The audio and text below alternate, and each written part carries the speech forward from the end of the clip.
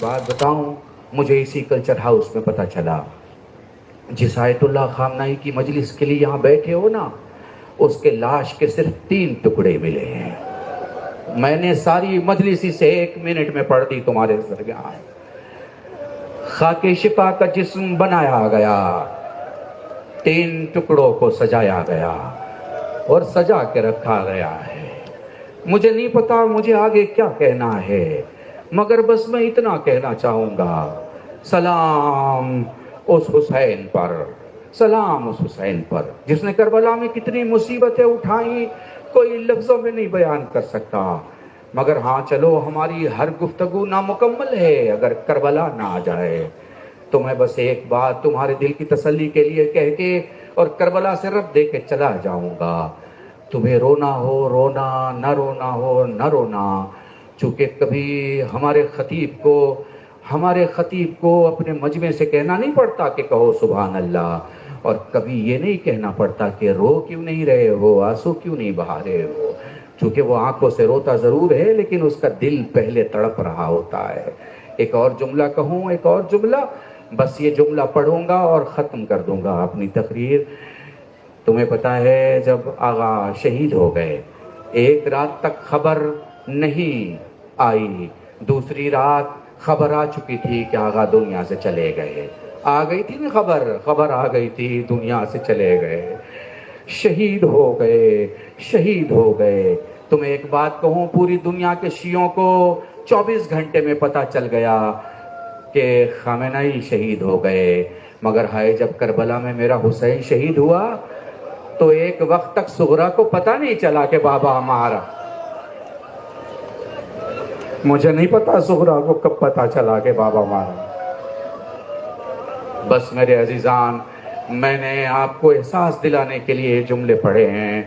یہ اعوذ باللہ من الشیطان اللعین الرجیم، بسم اللہ الرحمن الرحیم۔ تمام تعریف اس پروردگار عالم کے لیے جو جہان کا پروردگار اور عالمین کا رب ہے۔ درود و سلام محمد و آل محمد علیہم السلام پر، جن کے وجود کے برکت سے اللہ نے پوری کائنات بنائی۔ آپ جانتے ہیں میں بہت لمبی تقریر نہیں کرتا اور یہ وقت بھی نہیں ہے۔ مجھے یہ بھی معلوم ہے کہ آپ 6 بجے سے یہاں موجود ہیں اور اپنے گھر سے 3 بجے 4 بجے 5 بجے نکل لیے ہوں گے تاکہ آپ صحیح وقت پر کلچر ہاؤس پہنچ سکیں اور آپ اس پرسے میں شامل ہو سکیں جس پرسے کے لیے آپ یہاں آئے ہیں۔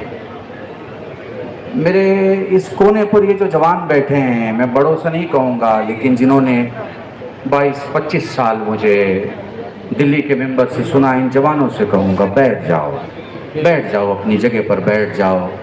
ہمارے یہاں مجلسوں میں تماشا نہیں ہوتا، ہمارے یہاں خطابت ہوتی ہے، سماعت ہوتی ہے۔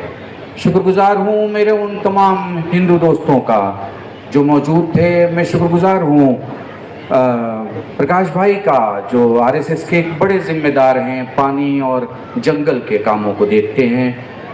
میں نے ان سے بس یہ کہا تھا کہ ہمیں پرسے کے لیے جانا ہے، انہوں نے پلٹ کے کہا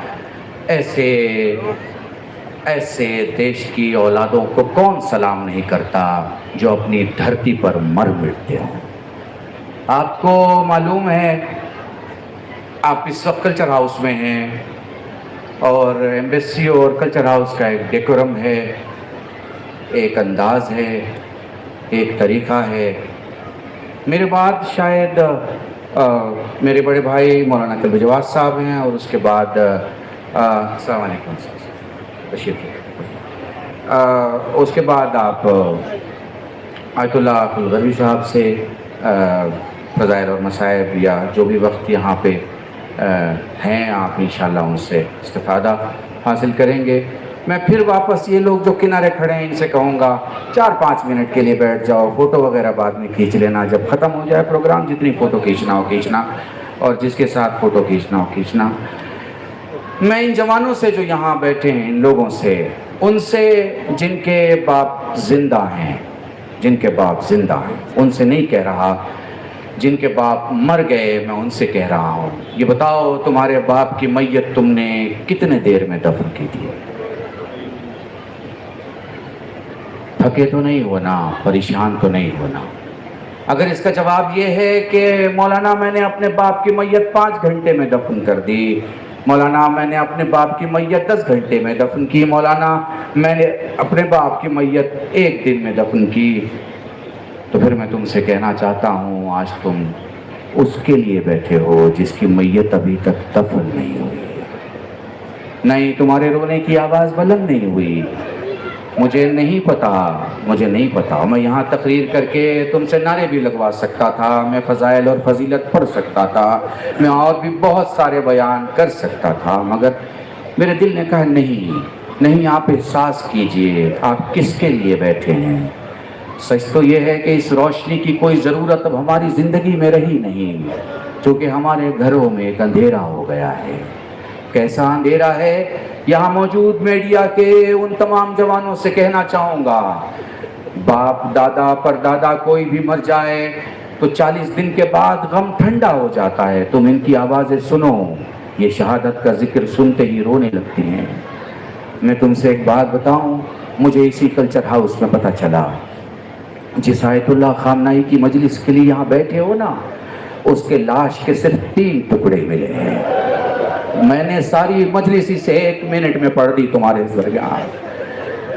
خاک شفا کا جسم بنایا گیا، 3 ٹکڑوں کو سجایا گیا اور سجا کے رکھا گیا ہے۔ مجھے نہیں پتا مجھے آگے کیا کہنا ہے، مگر بس میں اتنا کہنا چاہوں گا، سلام اس حسین پر، سلام اس حسین پر جس نے کربلا میں کتنی مصیبتیں اٹھائیں، کوئی لفظوں میں نہیں بیان کر سکتا، مگر ہاں چلو ہماری ہر گفتگو نامکمل ہے اگر کربلا نہ آ جائے، تو میں بس ایک بات تمہارے دل کی تسلی کے لیے کہہ کے اور کربلا سے رد دے کے چلا جاؤں گا، تمہیں رونا ہو رونا، نہ رونا ہو نہ رونا، چونکہ کبھی ہمارے خطیب کو اپنے مجمع سے کہنا نہیں پڑتا کہ کہو سبحان اللہ، اور کبھی یہ نہیں کہنا پڑتا کہ رو کیوں نہیں رہے ہو، آنسو کیوں نہیں بہا رہے ہو، چونکہ وہ آنکھوں سے روتا ضرور ہے لیکن اس کا دل پہلے تڑپ رہا ہوتا ہے۔ ایک اور جملہ کہوں، ایک اور جملہ، بس یہ جملہ پڑھوں گا اور ختم کر دوں گا اپنی تقریر۔ تمہیں پتا ہے جب آغا شہید ہو گئے، 1 رات تک خبر نہیں آئی، دوسری رات خبر آ چکی تھی کہ آغا دنیا سے چلے گئے، آ گئی تھی نا خبر آ گئی تھی دنیا سے چلے گئے، شہید ہو گئے۔ تمہیں ایک بات کہوں، پوری دنیا کے شیعوں کو 24 گھنٹے میں پتہ چل گیا کہ خامنہئی شہید ہو گئے، مگر ہائے جب کربلا میں میرا حسین شہید ہوا تو ایک وقت تک سغرا کو پتہ نہیں چلا کہ بابا ہمارا، مجھے نہیں پتا سغرا کو کب پتہ چلا کہ بابا ہمارا۔ بس میرے عزیزان، میں نے آپ کو احساس دلانے کے لیے جملے پڑھے ہیں، یہ مائک، یہ سٹیج اپنی لیاقت اور اپنی فضیلت کو سنانے کے لیے نہیں ہے، انہیں پرسہ دینے کے لیے ہے جو صاحب پرسہ ہیں۔ یہ عبد المجید حکیم الہی ایک شخص ہے آپ کے سامنے جو خامنہئی کا بھی وکیل تھا اور آج رہبر آیت اللہ مجتبیٰ خامنہئی کے وکیل کی حیثیت سے اس علاقے میں، اس جگہ میں، اس ملک میں ہیں۔ میں بس ایک جملہ کہوں گا تاکہ محسوس کر سکو، انہیں پرسہ دینا، ان کے ہاتھ کو چومنا، ان کے کندھے پہ ہو سکے تو بوسہ لے کے کہنا ہم کھڑے ہیں، چونکہ جب سجاد کو پرسے کی ضرورت تھی ہم موجود نہیں تھے۔ بس میرے عزیزان، ایک جملہ یاد رکھنا، 2 قسم کے لوگ ہوتے ہیں، ایک دنیا میں خوشی کے لیے، عیش و عشرت کے لیے جینے والے، اور ایک مقصد کے لیے جینے والے۔ دنیا میں جتنے راجہ ہیں عیش و عشرت کے لیے جینے والے ہیں، مگر خامنہئی اصول کے لیے جینے والے ہیں۔ ایک بات کہوں، اللہ کا شکر ادا کرو کہ تمہیں خدا نے ہندوستانی بنایا ہے، کیونکہ ہندوستان میں آنے کی خواہش تمہارے حسین کو بھی تھی اور خامنائی کو بھی تھی. آپ کے مولا حسین بھی ہندوستان کو بے پناہ چاہتے تھے اور آیت اللہ خامنائی بھی ہندوستان کو بے پناہ چاہتے تھے. میں یہی ٹھہر کے آپ سب کو دوبارہ ایک نام کی طرف متوجہ کرتا ہوں. میں 2 نام لوں گا اور آپ کو تمام تر قوتوں کے ساتھ کہنا پڑے گا زندہ باد. ہندوستان، ہندوستان، خامنائی، خامنائی. انہی جملوں کے ساتھ آپ سب سے خدا حافظی چاہوں گا. بہت شکریہ.